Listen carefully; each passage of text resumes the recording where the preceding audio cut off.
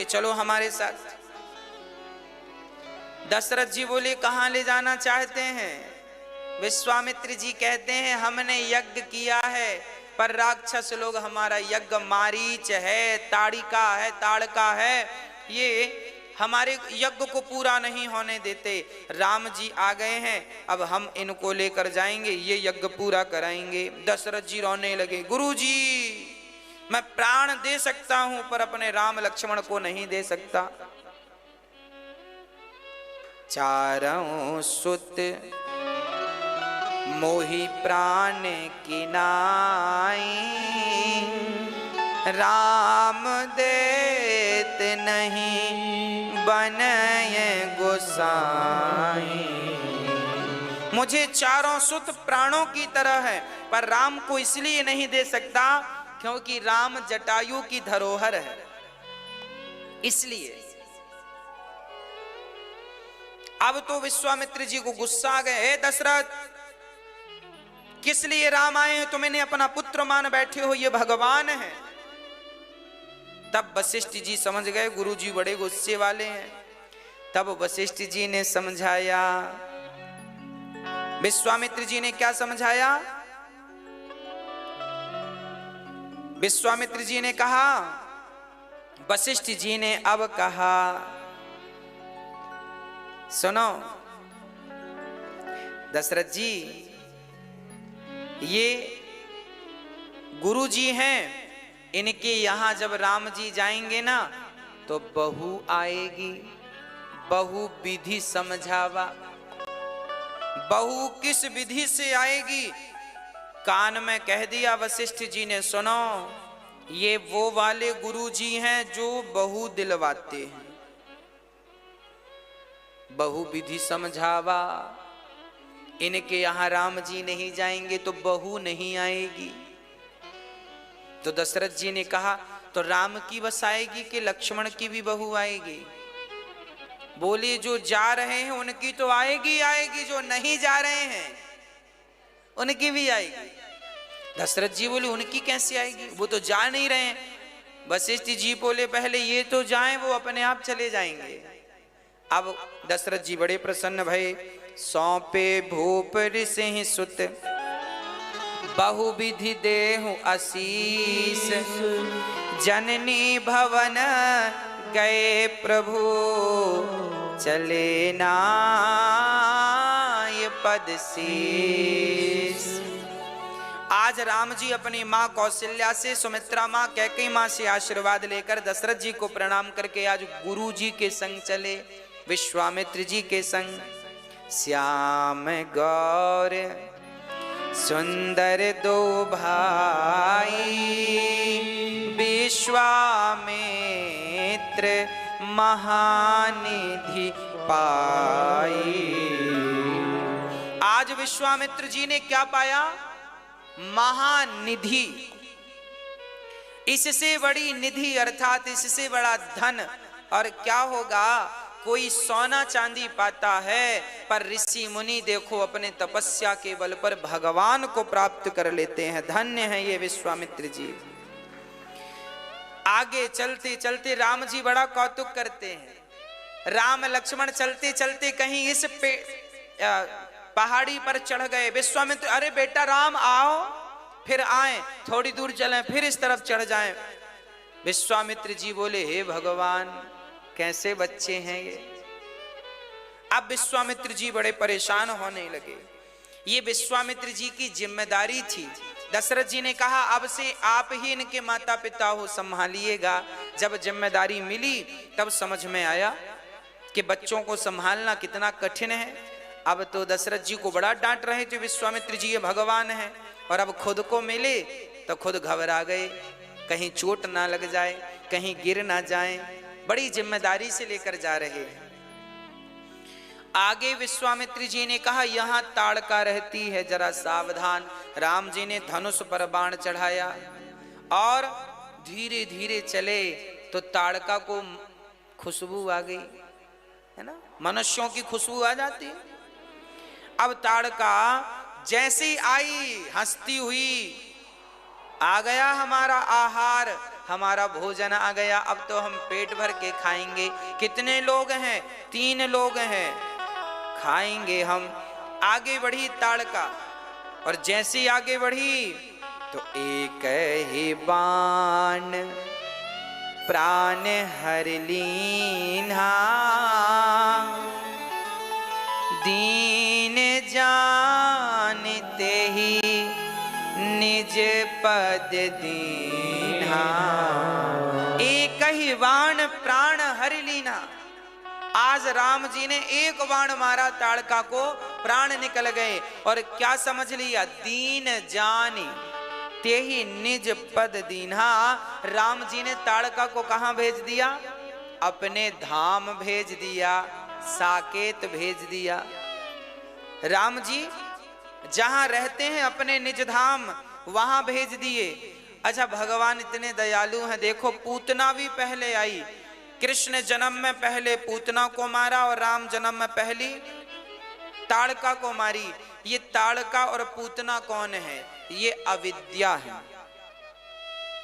जब तक हम अविद्या को नहीं मारेंगे, अविद्या अर्थात अविवेक, अज्ञान, जब तक हम अपने भीतर की अविद्या अर्थात अहंकार को नष्ट नहीं करेंगे, तब तक हमारी गति नहीं। राम जी ने अविद्या को मारा, कृष्ण जी ने अविद्या को मारा। ताड़क पूतना मौसी आई तो वहां पर लिखा है, अहो वकीयम स्तन कालकूटम जिघांसयापा ययदाप्य सात्वे लेभे गतिम धात्र्युचितां ततोऽन्यं कं वा दयालुं शरणं व्रजेम। न जाने कौन से गुण पर दया निधि रीझ जाते हैं, यही सदग्रंथ कहते हैं, यही हरि भक्त गाते हैं। पूतना मौसी को मारा, यहां ताड़का को मारा। ताड़का को मारकर राम जी अब आगे बढ़ते हैं। गुरु जी निश्चिंत हो गए। अच्छा, भगवान ने ताड़का को क्या जाना? दीन जानते ही निज पद दीन्हा। भगवान ने से क्या जाना? दीन। अच्छा, दीन किसे कहते हैं? जेहि दीन प्यारे वेद पुकारे। भगवान को दीन बड़े पसंद हैं। दीन मतलब नवम सरल सब सन छलहीना। जो छलहीन है उन्हें दीन कहते हैं। हमारे गुरु जी कहते हैं कि जिनको अपने कल्याण का साधन पता ना हो, उन्हें दीन कहा जाता। जो लोग, अब देखो ना, जो लोग चोरी कर रहे हैं, पाप कर रहे हैं, गलत कर रहे हैं, ये कौन लोग हैं? ये दीन हैं। ये क्यों दीन है? देखो, इसलिए दीन है कि इन बेचारों से राम नाम भी नहीं लिया जाता। ये राम नाम ले लेंगे तो इनका बेड़ा पार हो जाएगा, पर अपना बेड़ा गर्त में ले जा रहे हैं। इनके मुंह से राम का नाम धोखे से भी तो नहीं निकलता। ये लोग धोखे से भी तो कथा नहीं सुनते, और जब कथा नहीं सुनते, संसार में पड़े हैं। हमने तो देखा है, बूढ़े बूढ़े मर रहे हैं, मौत निकट है, फिर भी वो संसार की तरफ देख रहे हैं। पता नहीं भगवान की तरफ दृष्टि कब होगी। देखा है हमने, हम बड़े बूढ़े बूढ़ों को देखते हैं। एक बूढ़े हैं, उनकी उम्र लगभग 80-85 वर्ष की है। उनसे हम कहा करते हैं कि आधा घंटा बैठ के भगवान का चिंतन किया करो, पर वो ना भगवान का चिंतन कर पाते हैं, ना भगवान के लिए वक्त है। बस सुबह से शाम तक बेटों की सेवा में लगे रहते हैं। ये मेरे बेटे का, ये मेरा, ये मेरा, ये खेत मेरा, ये मेरा, ये सब। मौत का ठिकाना नहीं कब आ जाए। अभी तक भगवान की तरफ देखा नहीं। इन्हें दीन कहते हैं। ताड़का दीन इसलिए थी कि बेचारी मांस वांस खाती थी, भगवान का चिंतन करती नहीं थी, पर भगवान की कृपा हो गई। आज न जाने कौन से गुण पर, पता नहीं, भगवान गुण देख के थोड़ी गति करते हैं, वो तो अकारण करुणा वरुणालय है ना, तार दिया। गुरु जी ने यज्ञ कराया, विश्वामित्र जी ने धनुष बाण लेकर राम जी खड़े हैं, पहरा दे रहे हैं, तभी मारीच आया, है ना। मारीच आया तो क्या हुआ, मारीच को भगवान ने बिन फण का बाण मारा तो मारीच जाकर मॉरिशस में गिरा। मॉरिशस एक देश है, टापू है, भारत के बाहर मॉरिशस में गिरा। मॉरिशस आज उसका नाम इसलिए मॉरिशस पड़ा क्योंकि मारीच की नगरी है। मारीच गिरा वहां, उसे जिंदा किया है ना राम जी ने आगे के लिए। आगे यही तो सोने का मृग बनेगा, आगे की लीला इसी से तो आगे होगी। इसलिए राम जी ने तब के लिए से जिंदा छोड़ दिया। मॉरिशस में गिरा और निडर होके जब गुरु जी ने यज्ञ किया, और भी दैत्य आए हैं, राम जी ने सारे दैत्यों को पछाड़ दिया। अब राम जी ने गुरु जी का यज्ञ पूरा कराया। गुरु जी ने अपने शक्तियां अपने शिष्य राम लक्ष्मण को प्रदान की, बहुत सारी तपस्या प्रदान की, अस्त्र शस्त्र दिव्यास्त्र प्रदान किए। ऋषि मुनि अनुसंधान करके रखते थे बड़े बड़े अस्त्र दिव्यास्त्र, वो सारे अस्त्र राम को योग्य समझ कर दे दिए। योग्य शिष्य को ही गुरु सारी विद्या देता है, नहीं तो गुरु विद्या नहीं देता सबको। समझता है कि ये तो योग्य नहीं है, जो योग्य है उसे देता है। उसके बाद जनक जी के यहां से बुलावा आ गया। गुरु विश्वामित्र जी के यहां, जनक जी के यहां क्या चल रहा था, यज्ञ चल रहा था। कौन सा यज्ञ, धनुष यज्ञ। सुनि रघुकुल नाथा, हरसि चले मुनिवर के साथ। चल पड़े राम जी। अच्छा, धनुष यज्ञ बड़ी दूर दूर जनक जी ने निमंत्रण दिया था, सबको निमंत्रण दिया था, पर कुछ लोग कहते हैं दशरथ जी को निमंत्रण नहीं मिला। हाँ देखिए, जनक जी ने डिंडोरा पिटवाया था सब तक। अब कोई सुने तो आए, नहीं सुने तो उसकी मर्जी। भाई आपके घर हम लोग निमंत्रण देते हैं जब भी, तो घर में एक आदमी को बोल दिया जाता है भैया जी निमंत्रण है। घर में 20 सदस्य हैं तो 20 को थोड़ी बोला जाता, मुखिया को बोल दिया जाता। ऐसे नगर में एक को बोल दिया, सबको हो गया। सीता स्वयंवर हो रहा था, दूर दूर से लोग आ रहे थे, पर जनक जी ने सबको संदेशा भिजवाया। पर कुछ लोग ये कहते हैं कि दशरथ जी को क्यों नहीं भिजवाया। अच्छा, सीता स्वयंवर में दूर दूर से लोग आए थे।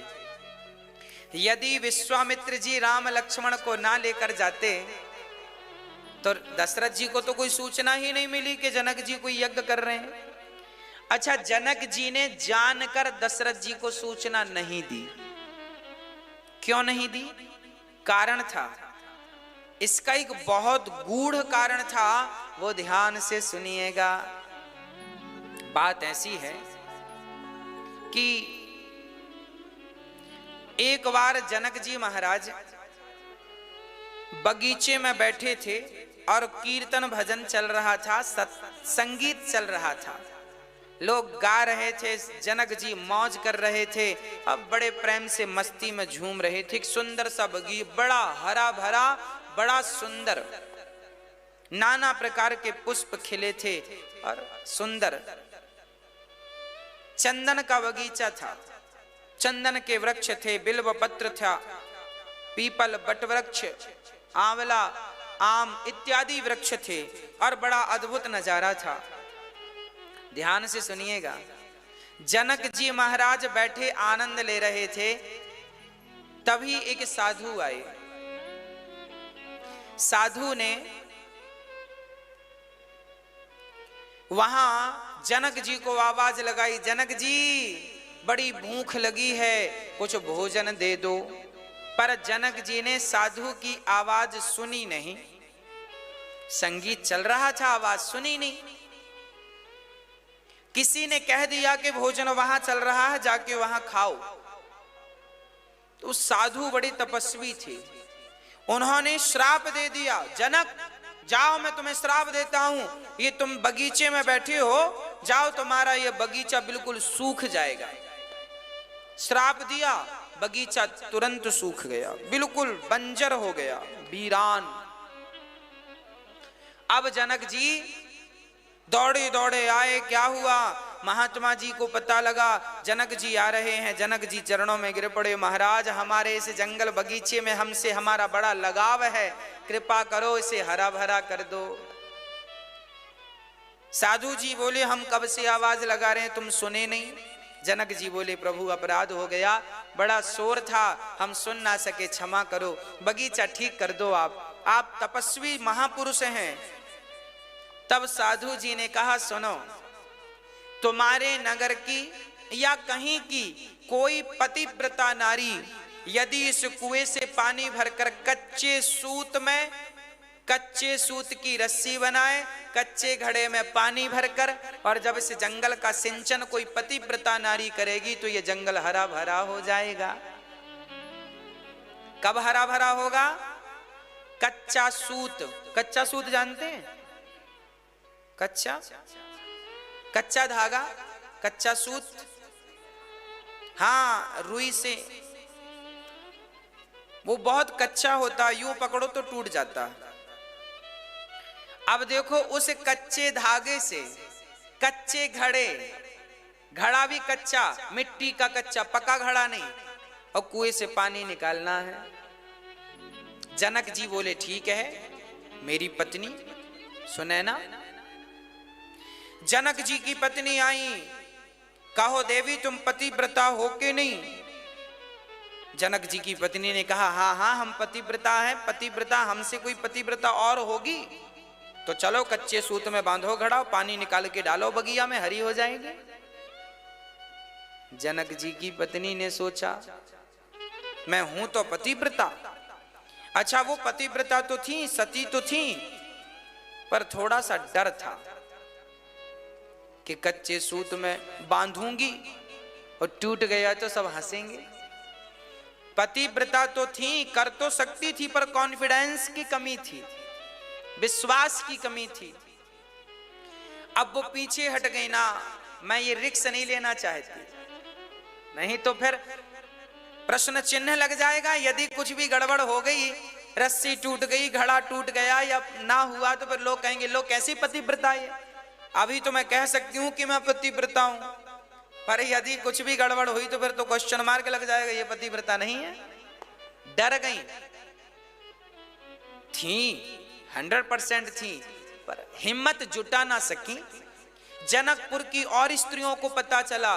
जनक जी ने कहा, जाओ जो पतिव्रता नारी है वो आए और अपना परिचय दे के मैं पतिव्रता हूं। जंगल को हरा भरा करे, कच्चे सूत से कच्चे घड़े को बांधकर कुएं से पानी निकाल कर डाले। सारी जनकपुर की स्त्रियां एक एक करके थी तो सारी पतिव्रता, नो डाउट, पर बेचारी विश्वास जुटा नहीं पा रही थी, कॉन्फिडेंस की कमी थी। जैसे आप लोग, आप में क्षमता सब कुछ है, सब करने की, परंतु आप भी हिम्मत हार जाते हैं, हमसे नहीं होगा। करने के पहले लोग हार जाते, हमसे नहीं होगा, अरे करो तो।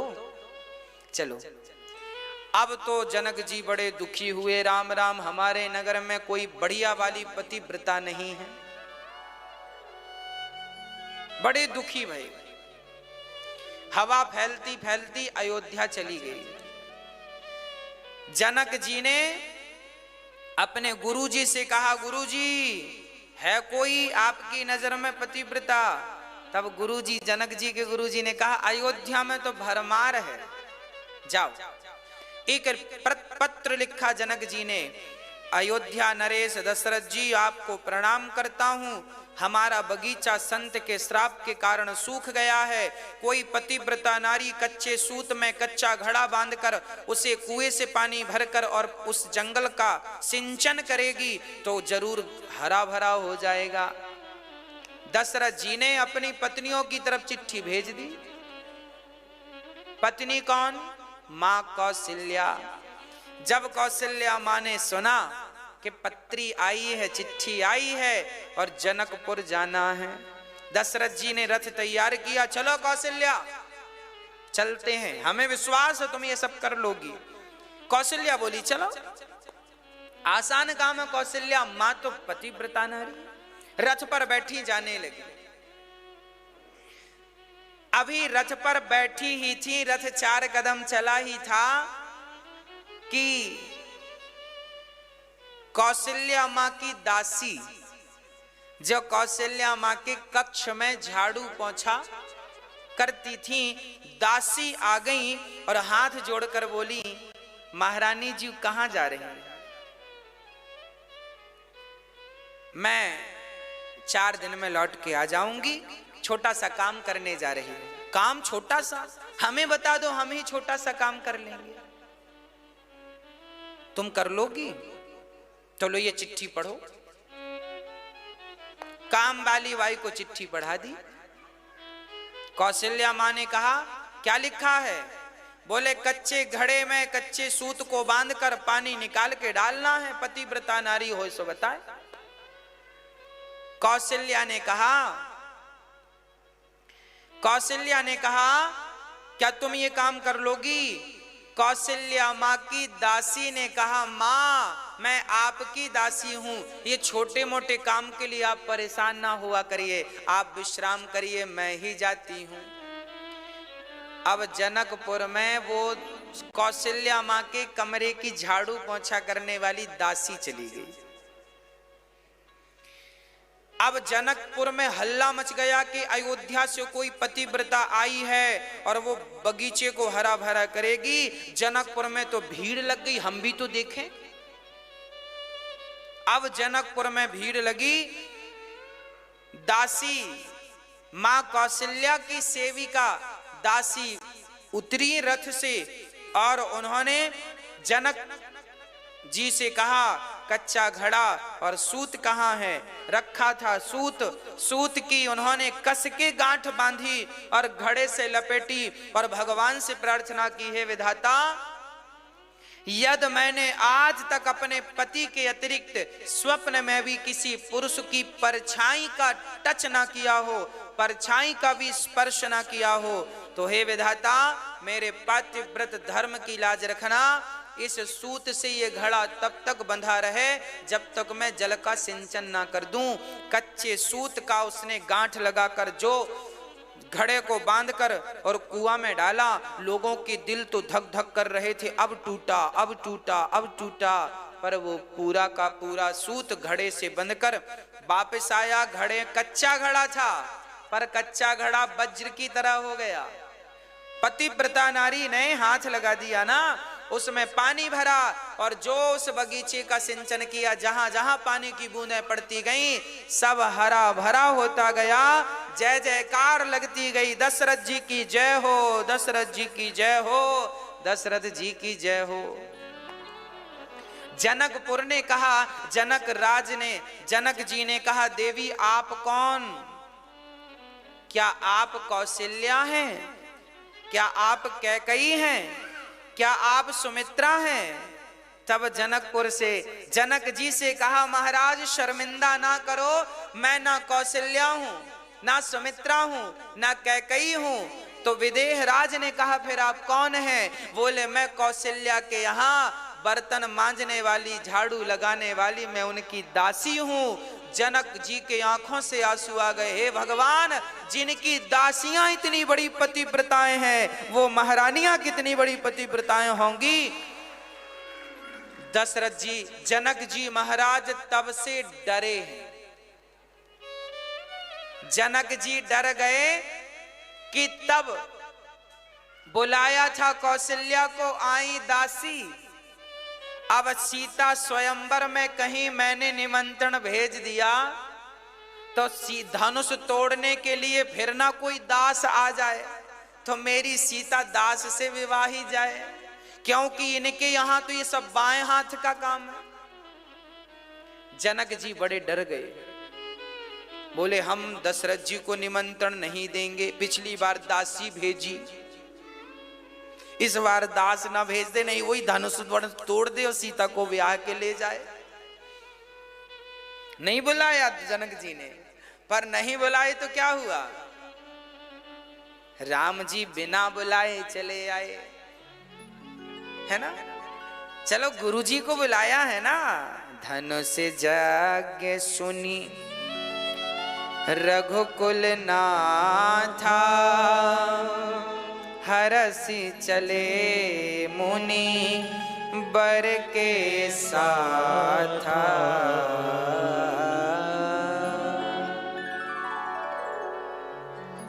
आगे चले, जब विश्वामित्र जी बिहार, राम जी अयोध्या से बक्सर गए। बक्सर जानते हैं, बिहार में एक स्थान है बक्सर। वहां पर विश्वामित्र जी का आज भी आश्रम है जहां राम जी गए। वहां से जब आगे चले जनकपुर की तरफ, आज जनकपुर आधा नेपाल में है, आधा भारत में। नेपाल का उस समय बंटवारा था नहीं, आधा जनकपुर आज नेपाल में है और आधा जनकपुर भारत में है। तो अब राम जी चले, जैसे ही आगे चले, बक्सर से जनकपुर की तरफ चले, तो आगे एक आश्रम दिखाई पड़ा। आश्रम एक दिखे मगे माही, खागे मृग जीव जंतु ताहा नाहीं।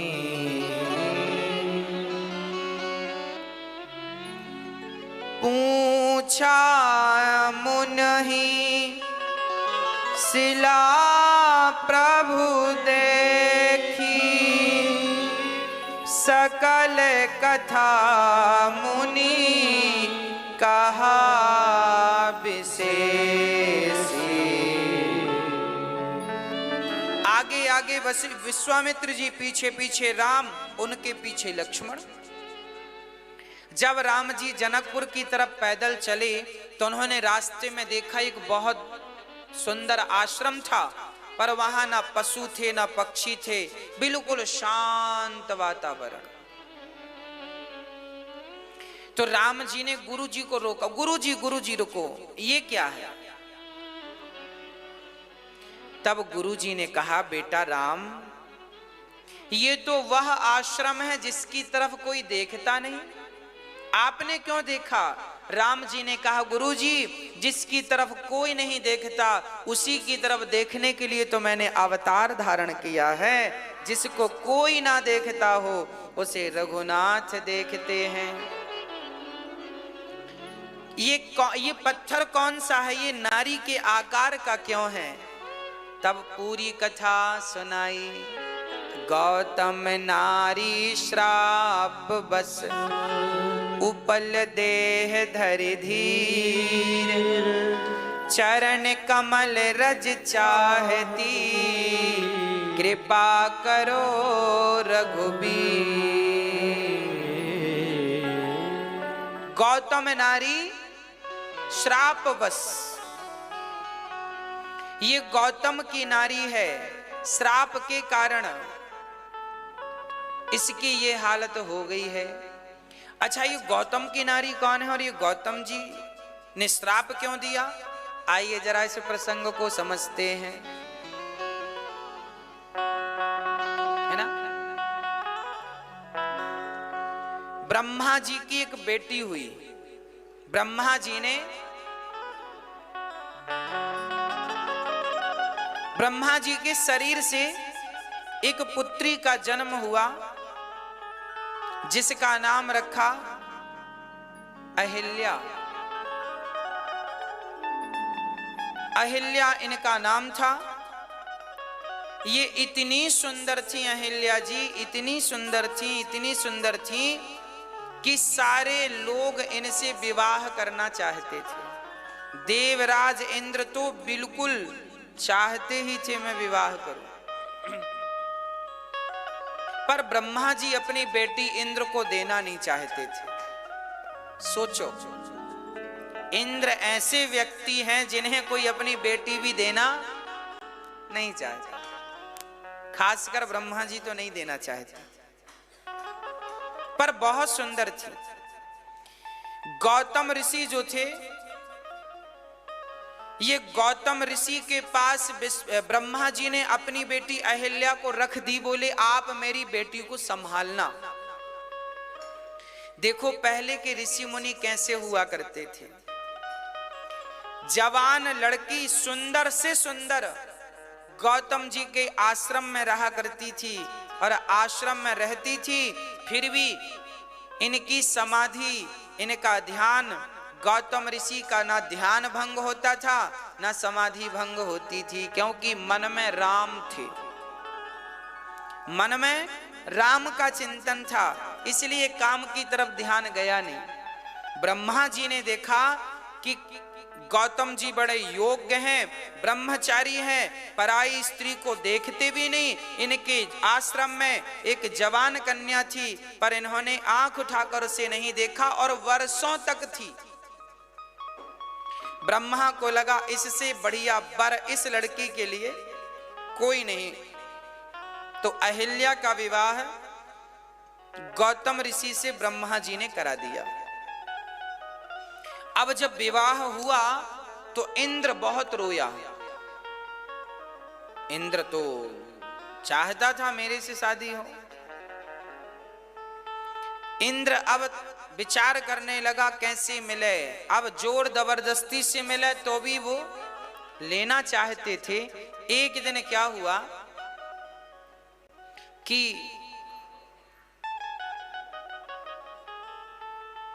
इंद्र गौतम ऋषि की तरह बन गए और चल पड़े अहिल्या के पास।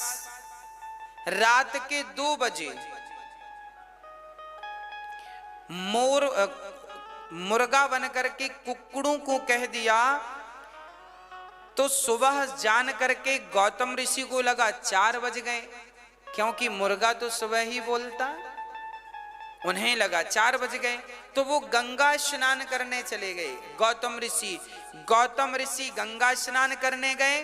गौतम ऋषि का रूप बना करके अहिल्या के पास इंद्र चले गए। सुबह की बेला थी। इंद्र बोले अहिल्या उठो।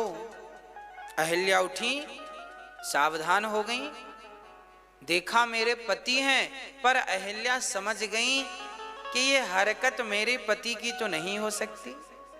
मेरे पति योगी हैं और ये हरकत तो कोई भोगी की नजर आ रही है। ये मेरे पति, समझ गई, वो विरोध करने लगी। अहिल्या ना ना ना, मुझे कुछ गड़बड़ लग रहा है, ये मेरा पति नहीं हो सकता, मेरे साथ छल हो रहा है, कोई माया रची जा रही है। तब तक गौतम ऋषि गंगा में गए तो गंगा मैया ने कह दिया, गौतम अभी 4 नहीं बजे, आपके साथ छल हुआ है। देखिए, पहले तपस्वियों की तपस्या ऐसी होती थी कि गंगा मैया खुद कह दिया करती थी कि अभी समय नहीं हुआ स्नान का। इतनी तपस्या जोर की थी। अब तो चल पड़े। वापसी हुई गौतम ऋषि की। जब ये पहुंचे तो इंद्र जल्दी जल्दी में रूप बदलना भूल गया। अपना इंद्र का रूप नहीं बनाया, गौतम के रूप में कुटिया से बाहर निकला तो गौतम ऋषि मिल गए। गौतम ऋषि ने देखा, अरे मूर्ख, कौन है तू? अपना वास्तविक रूप बता, नहीं तो अभी श्राप देकर तुझे भस्म कर दूंगा। तब इंद्र डर के मारे थर थर कांपने लगे, इंद्र बन गए। तब कहा गौतम ऋषि ने, अरे योनि लंपट, मूर्ख, तूने एक स्त्री का स्वाभिमान छेड़ा है। आज मैं तुझे श्राप देता हूं, तू यहां योनि लंपट बनकर आया। जा, तेरे शरीर में भग ही भग हो जाए, योनि ही योनि हो जाए। पूरा शरीर इंद्र का श्राप के कारण योनियों से भर गया, भग से भर गया। अब इंद्र घबराए, प्रभु क्षमा क्षमा करो, क्षमा करो। अब क्षमा तो बाद में करेंगे, सो करेंगे, पर अब अहिल्या आई, डरते डरते थर थर कांपने लगी, कांपने लगी। तब उन्होंने श्राप दे दिया कि तुम अपने पति को ना पहचान सकी, कैसी पतिव्रता हो, जाओ, तुम्हारा चरित्र बिगड़ा है, हम तुम्हें श्राप देते हैं, तुम पत्थर की हो जाओ, इस शिला में समा जाओ। चरणों में गिर पड़ी अहिल्या, प्रभु क्षमा करो, मैं आपकी अर्धांगिनी हूं, मैंने अपराध नहीं किया नाथ, मेरा पातिव्रत धर्म नष्ट नहीं हुआ, मैं इसे पहचान गई थी कि ये छल है। तब समझ गए गौतम ऋषि, कोई बात नहीं, आपका चरित्र बिगड़ा है, समाज तो आपके चरित्र पर अब उंगलियां उठाएगी ही। जाओ, हम तुम्हें एक बढ़िया बात कहते हैं, त्रेता युग में जब भगवान राम यहाँ से गुजरेंगे तब वो अपने चरणों की धूल तुम पर गिराएंगे, तब तुम्हारा इस पत्थर के शरीर से छुटकारा पाकर तुम मेरे परम धाम को प्राप्त करोगी। ऐसा कह दिया गौतम ऋषि ने। अब अहिल्या मां, अहिल्या जो थी वो आज राम के चरण धूल को चाहती हैं। इंद्र के शरीर में जो इतने सारे छिद्र हो गए, बाद में वह छिद्र नेत्रों के रूप में परिणत हो जाते हैं। बाद में इंद्र की 1000 आंखें हो जाती हैं। हाँ, उसके बाद अहिल्या को जब श्राप दिया, श्राप इसलिए दिया कि देखो, कांटे को कांटे से निकालते हैं, जब चरित्र बिगड़ जाए तो जिसका चरित्र उच्च कोटि का है, जब वो अपना चरण रख दे तो बिगड़ा हुआ चरित्र भी संवर जाता है। जब चरित्र बिगड़ता है अहिल्या का तो संवारता कौन है? बोले चरित्रवान मेरे राम के चरण पड़ते ही जिनके चरण की धूल से चरित्र संवरता है, वो रघुनंदन। गुरु वशिष्ठ जी कहते हैं, आपके चरणों की धूल का इसे इंतजार है युगों से। देखिए ऋषि मुनि कितने भविष्य दृष्टा हुआ करते थे। एक युग पहले बात है सतयुग की, और सतयुग के बाद आएगा त्रेता युग। सतयुग में ही गौतम ऋषि ने जान लिया था कि राम जी मेरे आश्रम के सामने से ही निकलेंगे। सोचिए, उन्हें पता था कि राम जी का अवतार होगा, फिर राम जी यहीं से निकलेंगे तो इनके ऊपर चरण रखेंगे। अब बताओ, 1,00,000 साल बाद थोड़ी आदमी को पता है किस रास्ते से यह व्यक्ति निकलेगा, पर धन्य है वो ऋषि मुनि जो सब जानते थे। लोग ये तो उंगलियां उठा देते हैं कि महात्मा लोग श्राप देते हैं, पर श्राप में भी कृपा छिपी होती। गौतम नारी श्राप वश